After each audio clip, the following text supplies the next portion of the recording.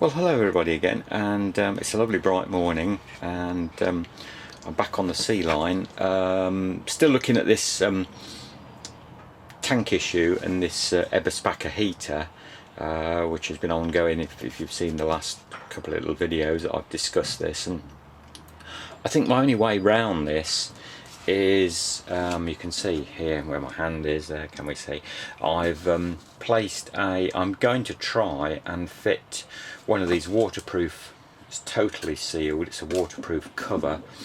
You know, I have to take a bit of the floor out and fit this waterproof sealed cover, which will be bolted down, to get access to the top of the tank to fit the Eberspacher proper standpipe, because as I say, there's no way I can drill underneath or get to it, and it has to go in the top. They tell me. I've gone back to them and they said yes, you're ready, you know, there's no other option really to you.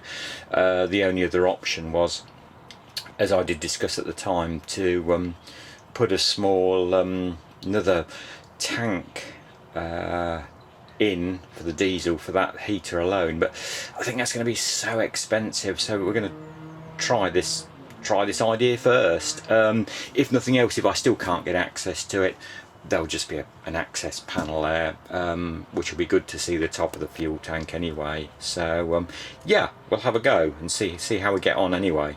We'll come back in a few minutes. Well, there we go. As you can see, I've just drilled it out, and there is the top of the tank there. Can you see that? It's a bit dark in here this morning, although it's a bright morning. That is the top of the tank there. I think seriously, this is looking decidedly better. And or stainless steel screw it even, I think would probably be the easiest. So stainless steel self tappers. But I'm well pleased with that. That's looking so much more positive, and I can get, with the tank standpipe coming in sort of right there, I can get an on-off fitting as well there to switch the heater, the fuel to the heater on and off, which will be even better. So yeah, looking good.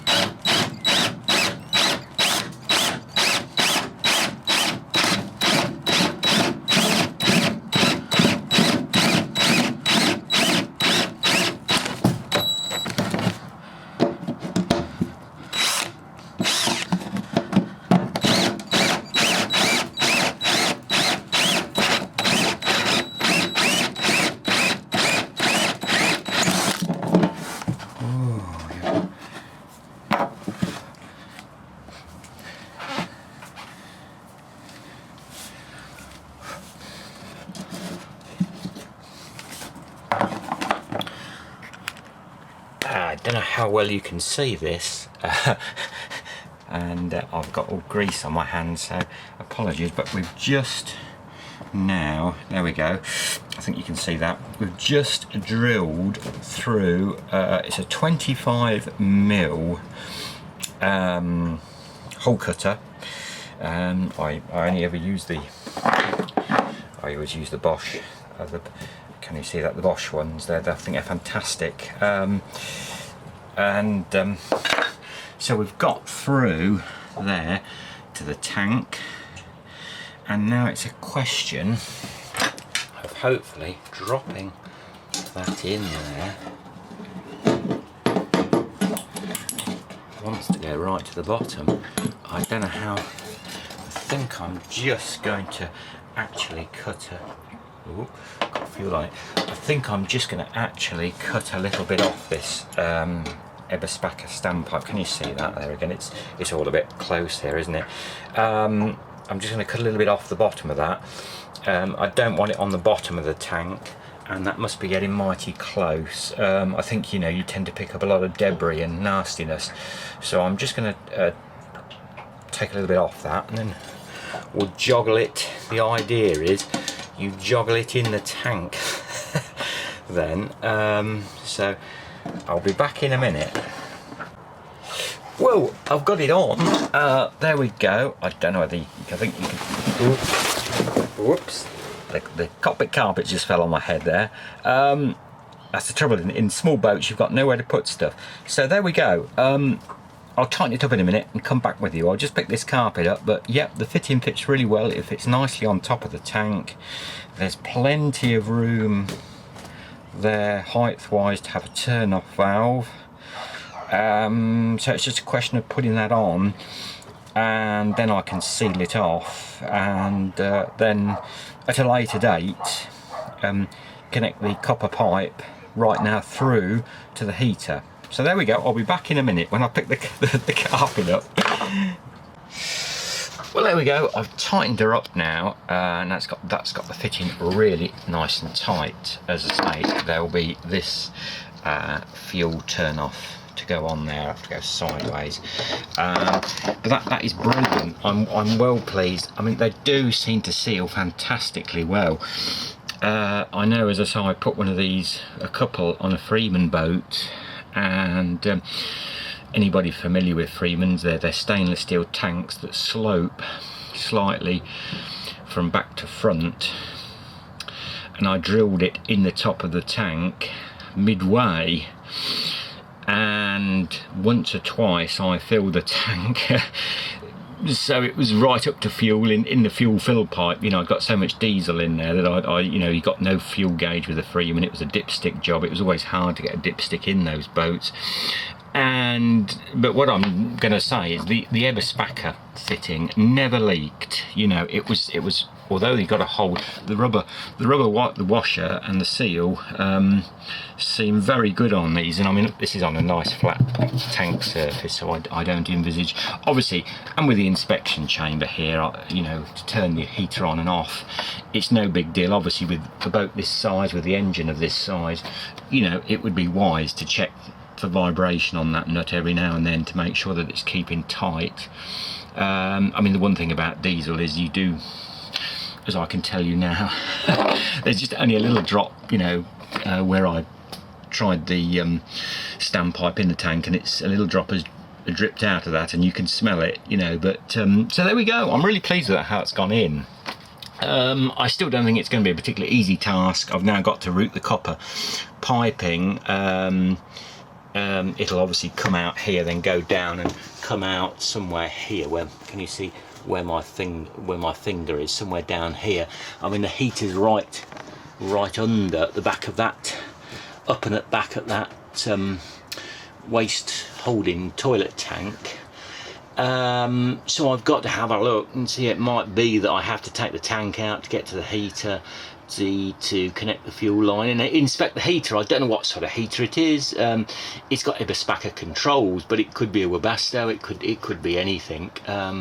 So I've got to, you know, go into that in more and see. I've got this part of it done. I can now seal this back round. I can put the inspection chamber on and get those holes drilled and this sealed up, and it's job done. You know, I think looking at it, you know, and how the carpet fits over it, and eventually I want to get some sort of better carpet in this cockpit.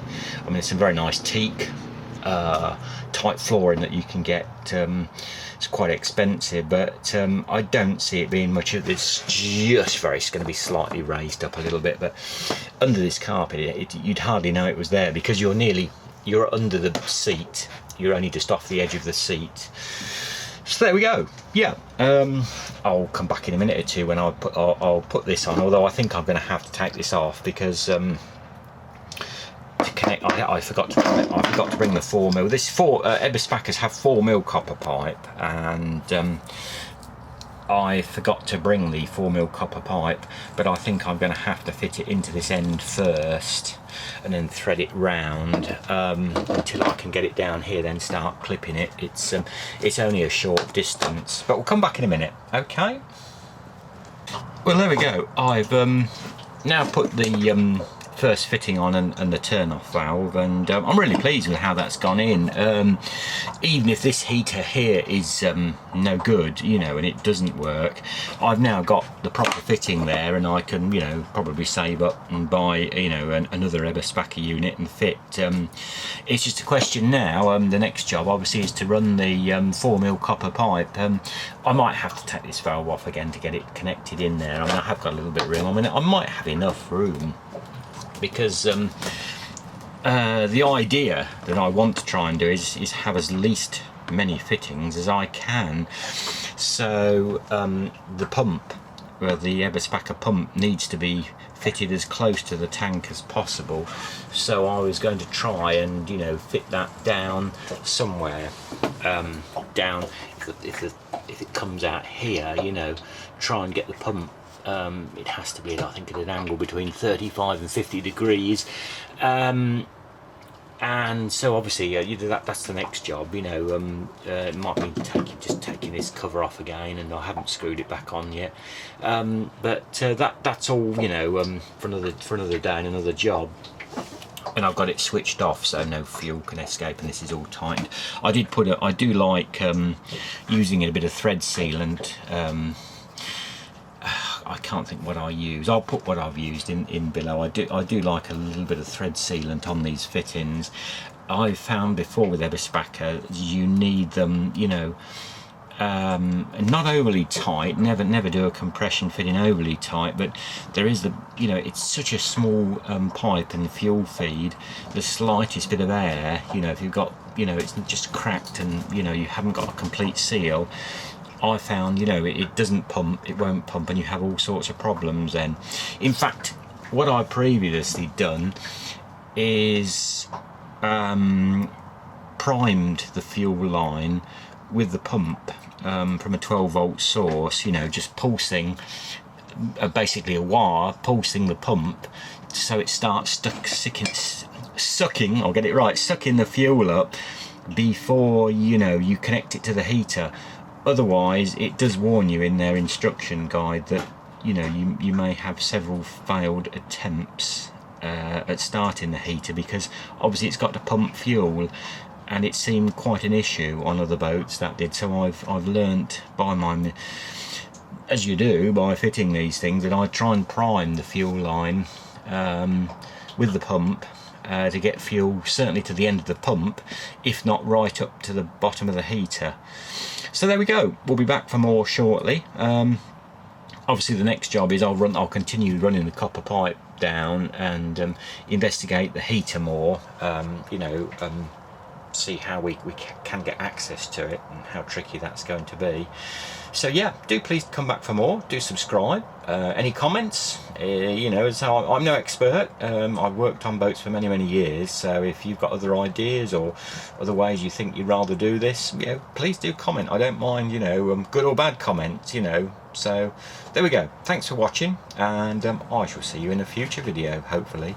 Bye for now. Bye.